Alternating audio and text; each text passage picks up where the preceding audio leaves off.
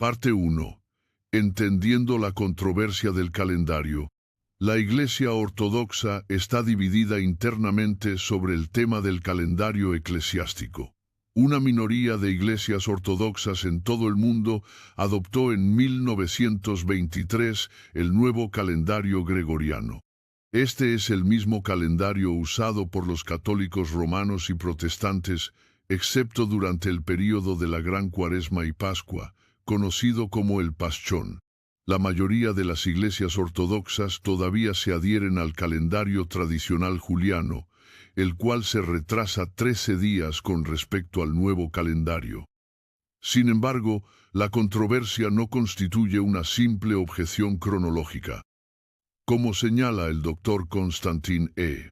Acabarnos en la conclusión de su artículo, el nuevo calendario papal y sus frutos, debe añadirse que el nuevo calendario fue introducido en la Iglesia Ortodoxa no por motivos de exactitud astronómica, sino como el primer paso hacia una unión falsa y forzada entre la Iglesia Ortodoxa y los cuerpos cristianos no ortodoxos que usan el nuevo calendario, católicos, protestantes, etc., en aras de ciertas ventajas seculares que se esperaban obtener.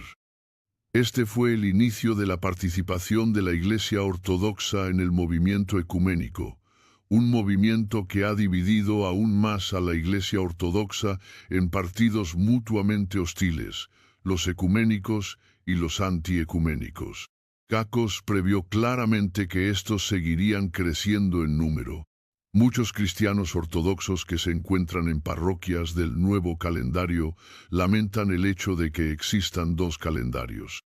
Los cristianos ortodoxos piadosos que comprenden el efecto que este cambio ha tenido en la Iglesia anhelan el regreso de las iglesias del nuevo calendario al calendario ortodoxo tradicional. Parte 2.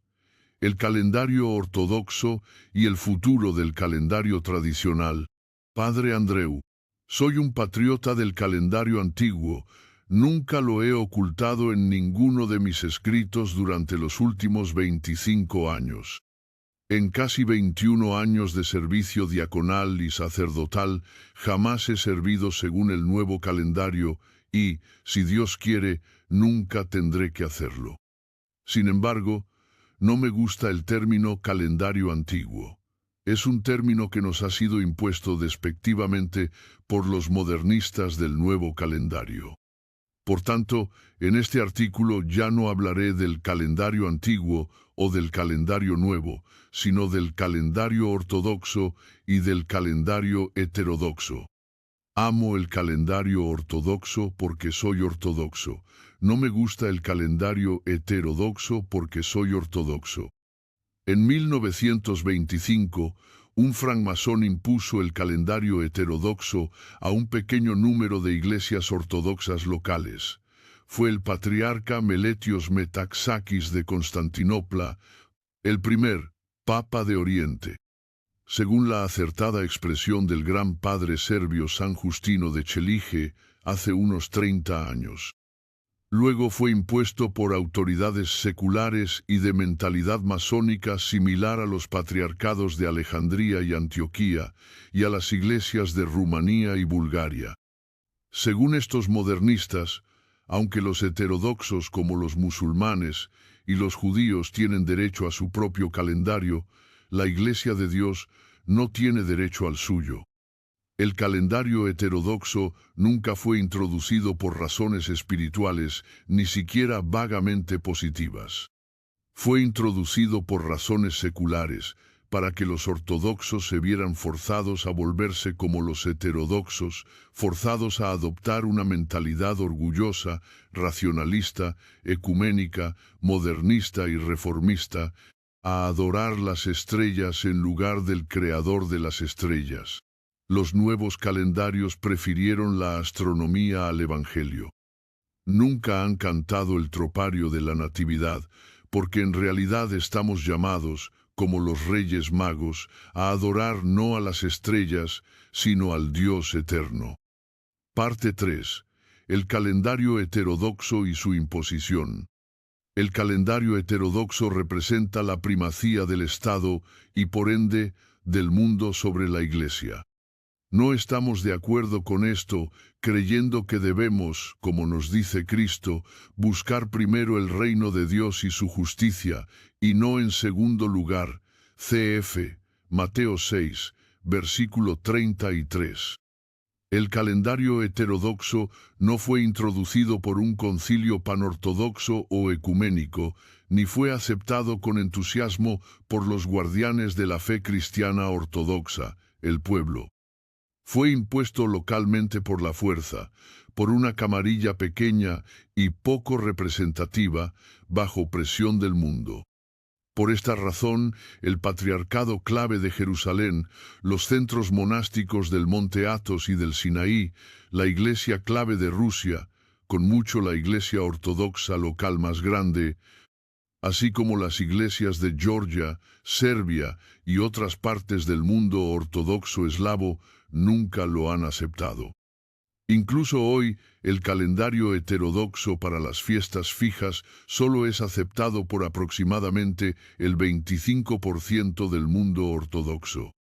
Además, tan pronto como se introdujo el calendario heterodoxo, surgieron divisiones, incluso hasta el punto del martirio. Santa Nueva Mártir Catalina, ruega a Dios por nosotros. Parte 4. El antiguo calendarismo y sus divisiones internas. Tan pronto como se introdujo el nuevo calendario, se inició un movimiento a favor del calendario antiguo.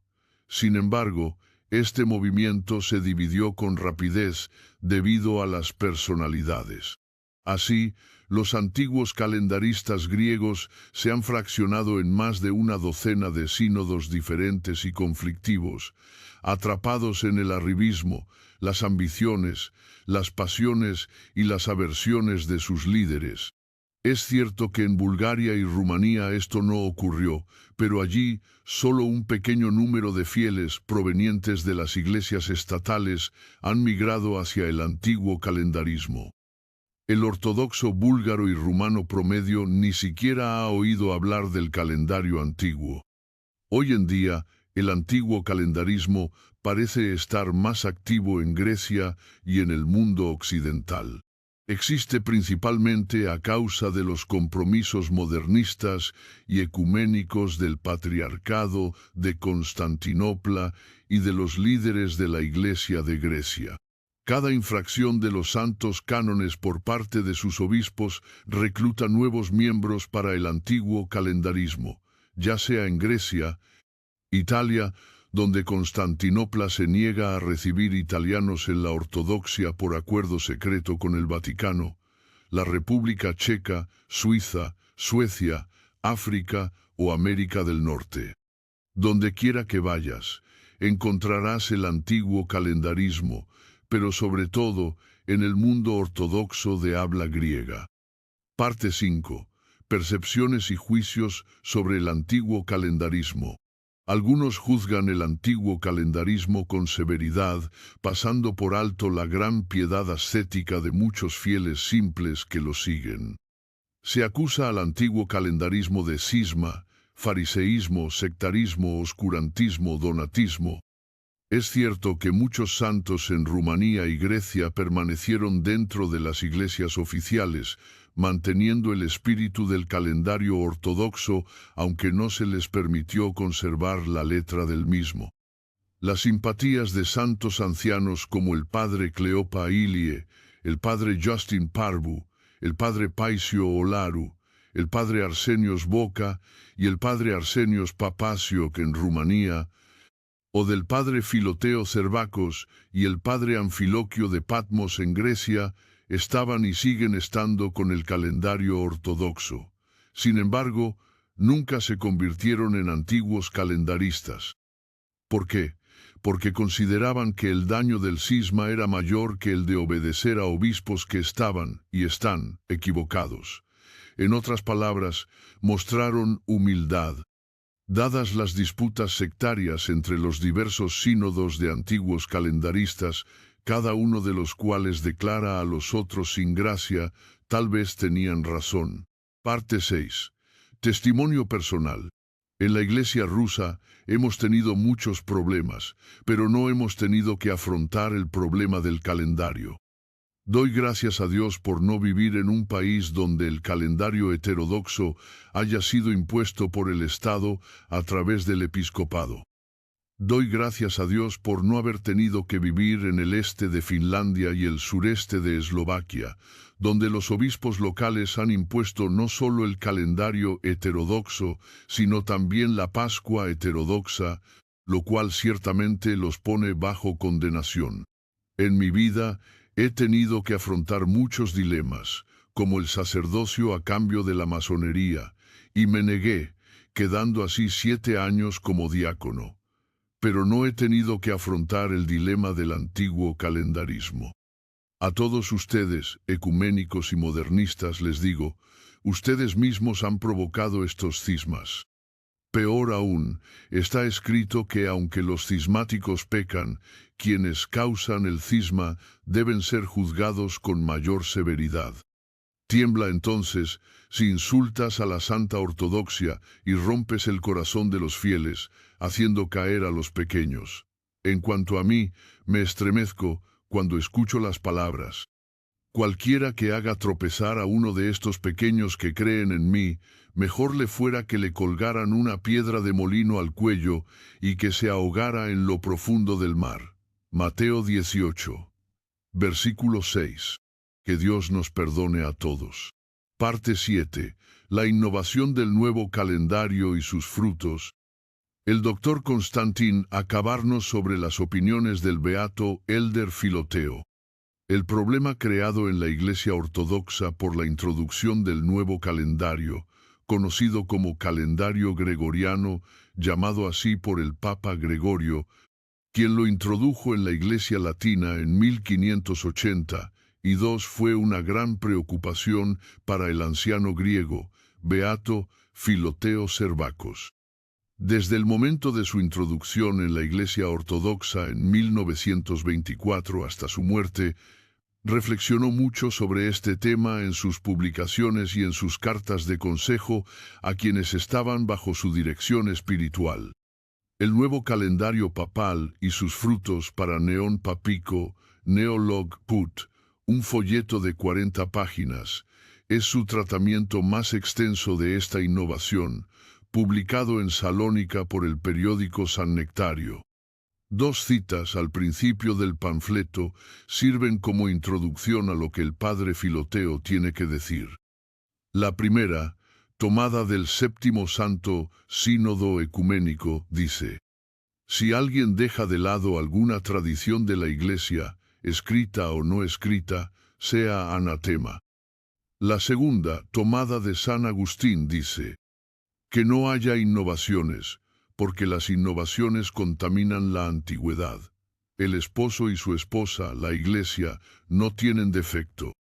La discusión sobre la innovación del calendario comienza con una explicación de cómo fue introducida en la Iglesia de Constantinopla en 1924 por el patriarca Meletios Metaxakis, y ese mismo año por el arzobispo Crisóstomo Papadópulos de Atenas. Posteriormente, el nuevo calendario fue adoptado por los patriarcados de Bulgaria, Rumanía y Alejandría.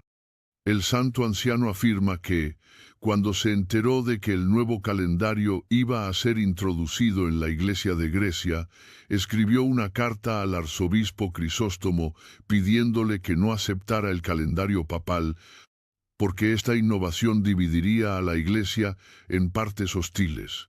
Comentó que el calendario antiguo tradicional no había causado daño alguno a la Iglesia en el pasado, ni lo estaba causando entonces, porque el calendario antiguo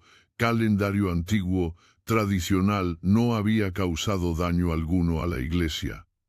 Mientras que la adopción del nuevo calendario desterraría la paz de la población cristiana de Grecia, causaría divisiones, confusión, malicia y conflictos.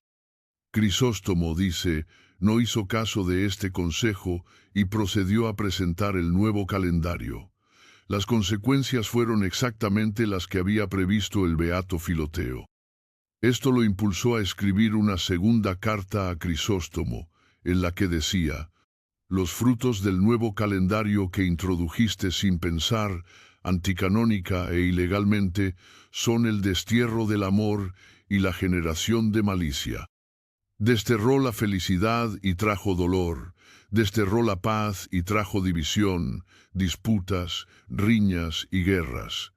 Antes, los cristianos estaban unidos, y tú los dividiste.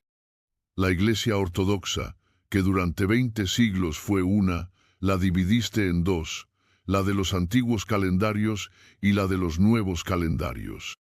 Desafortunadamente, el venerable anciano afirma que el arzobispo Crisóstomo Papadopoulos tampoco prestó atención a esta carta. A partir de ese momento, comenzaron los frutos del nuevo calendario. Los primeros en cosechar estos frutos, observa, fueron quienes lo introdujeron. Explica que el patriarca de Constantinopla, Meletios Metaxakis, fue golpeado por celosos cristianos ortodoxos de Constantinopla y se vio obligado a buscar refugio en Grecia. Después de un tiempo, se convirtió en patriarca de Alejandría. Luego buscó convertirse en patriarca del más prestigioso patriarcado de Jerusalén, pero habiendo fracasado en esto, cayó enfermo de dolor, torturado por la enfermedad y censurado por su conciencia. Meletios Metaxakis murió diciendo: «Estoy sufriendo porque he dividido la Iglesia». Con respecto al arzobispo Crisóstomo, el padre Filoteo informa que este innovador recibió un golpe en la cara y la cabeza con unas tijeras mientras se encontraba en el trono del obispo en una iglesia del Pireo. El agresor era un barbero que quería humillarlo cortándole la barba. El padre Filoteo procede a describir en detalle varios otros frutos de la innovación del nuevo calendario: divisiones, disensiones, disputas, odios y diversas formas de extravío. Aunque deploró el comportamiento de los fanáticos de ambos lados, antiguos calendaristas y nuevos calendaristas, el anciano afirma que los antiguos calendaristas hicieron bien en no aceptar el calendario papal que se introdujo en la Iglesia ortodoxa de forma anticanónica e ilegal, y en seguir el antiguo calendario tradicional que nos fue entregado por los santos padres del primer santo sínodo ecuménico. Parte 8. Consejos del padre Filoteo. Después de describir algunos de los frutos malignos de la innovación del calendario, el padre Filoteo da consejos sobre lo que se debe hacer para reunir a los miembros de la Iglesia ortodoxa y poner fin a las graves disensiones y odios.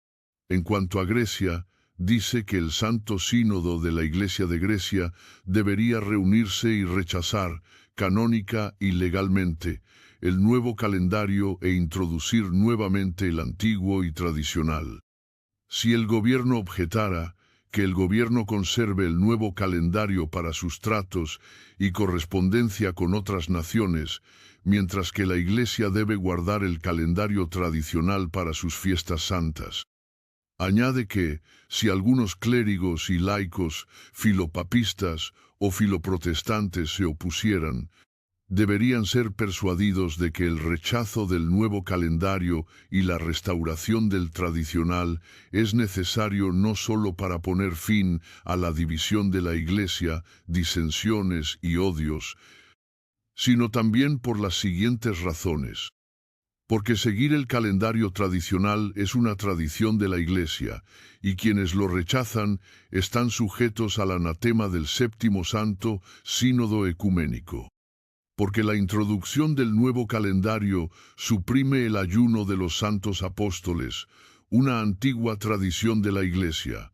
A veces lo suprime completamente y otras lo reduce a 1 o 2 días. Originalmente, este ayuno era de 7 días, luego se hizo más largo.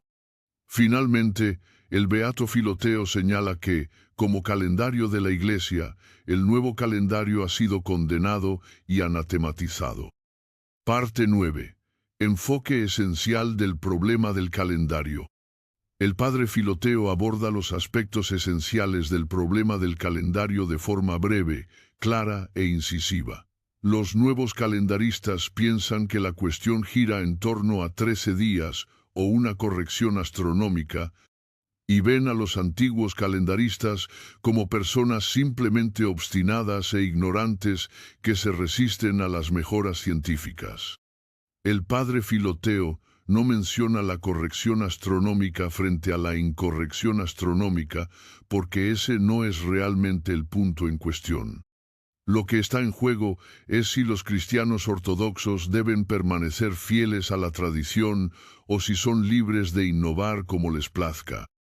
Debe añadirse que el nuevo calendario fue introducido en la Iglesia ortodoxa no por el bien de la corrección astronómica, sino como el primer paso para lograr una unión forzada y falsa de la Iglesia ortodoxa con los cuerpos cristianos no ortodoxos del nuevo calendario, en aras de ciertas ventajas seculares que se esperaba obtener. Este fue el inicio de la participación de la Iglesia ortodoxa en el movimiento ecuménico, un movimiento que ha dividido aún más a la Iglesia ortodoxa en partidos mutuamente hostiles.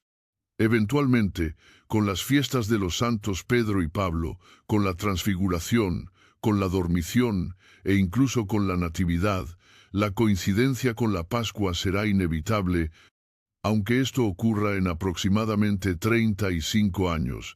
Algunos dirán, ¿cuál es el problema? Pero sucederá. De hecho, los astrónomos no pueden utilizar el calendario gregoriano para sus cálculos, ya que faltan los 10 días que se omitieron en 1582. Los programadores informáticos también utilizan la fecha juliana para calcular distancias entre fechas. Copérnico, entre otros astrónomos, también se opuso firmemente a la reforma del calendario gregoriano. Videse sadere ente venio por namadores y los programadores informáticos. Den dos ceros al, viloserio silose. Den de los programadores informáticos. Cabe señalar que la Academia Imperial de Ciencias de Rusia, a principios del siglo XX, no encontró razones científicas o astronómicas para adoptar el calendario gregoriano. Para información más detallada, véase un examen científico del calendario de la Iglesia Ortodoxa por Jérôme Moncé. Finalmente, como se señalará más adelante, la precisión astronómica no fue en absoluto una de las razones por las que el patriarca Meletios Metasakis introdujo el cambio de calendario en 1924. Parte 10. El problema de la obediencia. No deben cuestionarse las decisiones de la jerarquía eclesiástica. Esta parece una buena razón para usar el calendario que los obispos han establecido. Sin embargo, no es justificación alguna para el cambio original del calendario de la Iglesia. Un hecho asombroso es que algunas jurisdicciones han permitido que parroquias individuales voten y elijan qué calendario desean usar. Aquí hay un ejemplo claro de jerarcas que abrogan su autoridad para dirigir y enseñar. Los feligreses laicos no tienen formación teológica ni un conocimiento profundo de los problemas litúrgicos e históricos que rodean la reforma del calendario. Sin embargo, se les pide que tomen decisiones sobre el abandono de un calendario que ha sido parte de la tradición de la Iglesia durante 16 siglos. No hace mucho ocurrió un incidente en la Marina de los Estados Unidos. El capitán de uno de los barcos más grandes ofreció a su tripulación la oportunidad de votar sobre el lugar donde tendrían su semana de licencia en tierra después de un largo período de servicio. Por este motivo, el capitán fue relevado de su mando y degradado. Había abdicado de su autoridad como comandante de su barco y la había entregado a sus subordinados. Esta historia viene a la mente cuando uno lee que el Patriarcado de Moscú ha permitido a sus parroquias en Gran Bretaña elegir qué calendario desean seguir, incluida la fecha de la Pascua. ¿Tienen realmente los feligreses la autoridad para revocar las decisiones de los sínodos ecuménicos y los concilios locales. Esto es democracia desordenada y peligrosa. Parte 11. La cuestión del calendario civil. Algunos argumentan, vivimos por el calendario civil que nos dice qué día del mes es. Por lo tanto, debemos ajustar nuestro calendario litúrgico para que esté de acuerdo con él. Este argumento es extremadamente débil. Es cierto que las autoridades civiles regulan los estándares de peso, medida e incluso el tiempo. Para eso están los relojes atómicos en la oficina de estándares. Pero ¿realmente creemos que es necesario o siquiera permisible que las autoridades civiles regulen cuándo la Santa Iglesia celebra sus fiestas? ¿Qué pasó con la separación de Iglesia y Estado? Nunca se debe recurrir a las autoridades civiles en cuestiones que conciernen a la vida litúrgica de la Iglesia. La Iglesia ha vivido y funcionado bajo un amplio espectro de autoridades civiles con docenas de sistemas de calendario. Sin embargo, siempre mantuvo su propio calendario eclesiástico como corresponde. Sí, el calendario de la Iglesia se basó originalmente en un calendario civil pagano, pero una vez que la Iglesia lo adoptó, se convirtió en algo distinto. Se convirtió en el calendario de la Iglesia, el mecanismo que regula el ritmo de la vida litúrgica, que nos dice cuándo ayunar, cuándo festejar, etc. En cualquier momento y lugar, las autoridades civiles pueden cambiar arbitrariamente cosas como el calendario. ¿Significa esto que debemos cambiar inmediatamente el calendario de la Iglesia en consecuencia? No lo creo. De hecho, los judíos, musulmanes, chinos y otros han mantenido sus propios calendarios sin prestar atención al calendario civil de los países en los que viven. No hay ninguna razón por la que los ortodoxos no puedan mantener también su calendario eclesiástico. Parte 12. Resumen. El hecho es que no había, ni hay, ninguna razón de peso para el cambio de calendario. Ninguna de las razones habitualmente presentadas puede justificar que la Iglesia abandone su calendario eclesiástico tradicional y provoque una ruptura en la unidad litúrgica de la Iglesia. Hasta ahora, por ejemplo, nadie ha dado una explicación de por qué se permite ignorar los 3 concilios panortodoxos celebrados en el siglo XV que condenaron el calendario papal como herético. Del mismo modo, nadie ha explicado por qué es aceptable usar un calendario juliano revisado que acorta severamente, o incluso elimina, el antiguo ayuno de los apóstoles, o que permitirá, dentro de algún tiempo, que la Pascua avance a lo largo del año eclesiástico hasta coincidir finalmente con la Natividad. Todo esto se hace en lugar de seguir un calendario tradicional de la Iglesia, extremadamente bien organizado y brillantemente ejecutado, donde tales aberraciones simplemente no son posibles. El argumento de que si uno sigue el calendario juliano eventualmente la Pascua ocurrirá en otoño tampoco es convincente. Eso ya sucede en el hemisferio sur.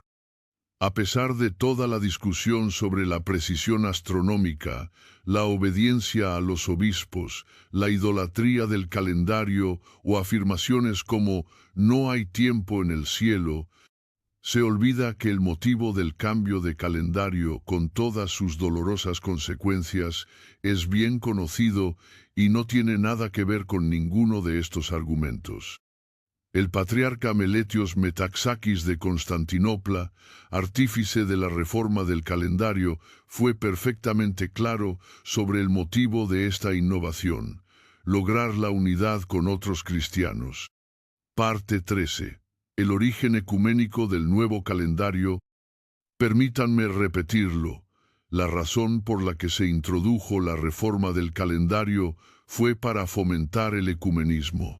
Debemos recordar que el patriarca Meletios, quien anteriormente había sido arzobispo de Atenas y más tarde patriarca de Alejandría, defendía tanto la independencia de estas iglesias autocéfalas como las ideas renovadoras. En 1923 reconoció a los renovadores de la Iglesia Viva en Rusia, quienes permitían el matrimonio de obispos y la destitución del patriarca Tikhón.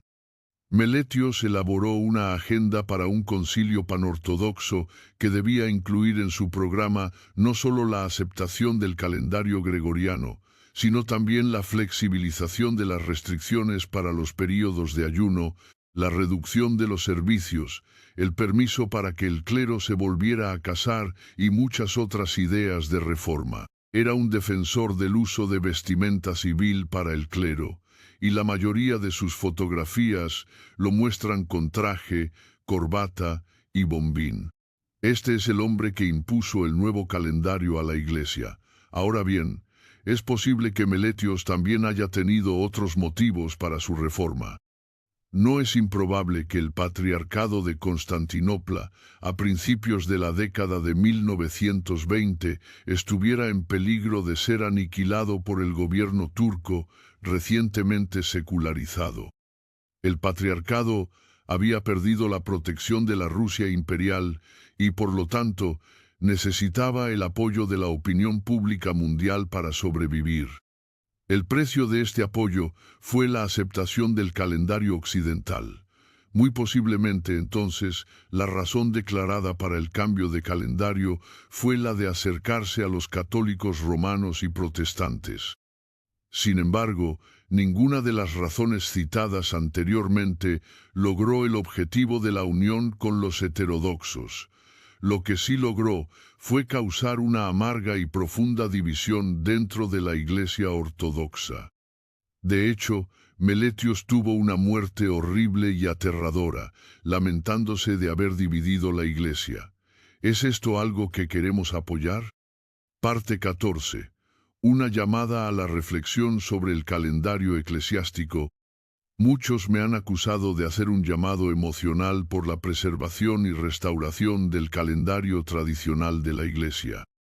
Pero, ¿es razonable la situación en que vivimos ahora, en la que un cristiano ortodoxo se acerca a otro cristiano ortodoxo, por ejemplo, en las calles de Los Ángeles, y le hace una pregunta simple?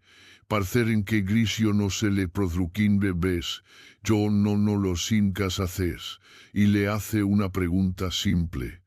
Yo no lo sin haces, eres hijo mamusino si. ¿Es hoy un día de ayuno? No puede obtenerse una respuesta clara. La respuesta podría ser, bueno, mira, algunos ortodoxos todavía están ayunando por la dormición, mientras que otros ya han celebrado la dormición. ¿Es esto una respuesta buena o directa? ¿Es racional provocar una especie de esquizofrenia en nuestros obispos, quienes, al visitar diferentes parroquias, deben recordar en qué calendario están? ¿Es racional que los obispos no puedan unirse espiritualmente con su rebaño, no puedan festejar y ayunar con ellos, debido a la cuestión del calendario? Algunos incluso tienen que celebrar cada fiesta importante 2 veces. No es una manera adecuada de seguir el típicon. En una parroquia están ayunando y preparándose para la fiesta, en otra, el ayuno ya pasó. Un obispo que ya ha celebrado la Natividad, por ejemplo, tiene que ayunar durante 2 semanas más para poder servir en una parroquia del calendario tradicional, o comienza todos sus ayunos 2 semanas antes, por si acaso. Todo el asunto es ridículo. Parte 15. Los renovadores y los cambios futuros. Los mismos renovadores que nos trajeron la reforma del calendario están trabajando en otros cambios.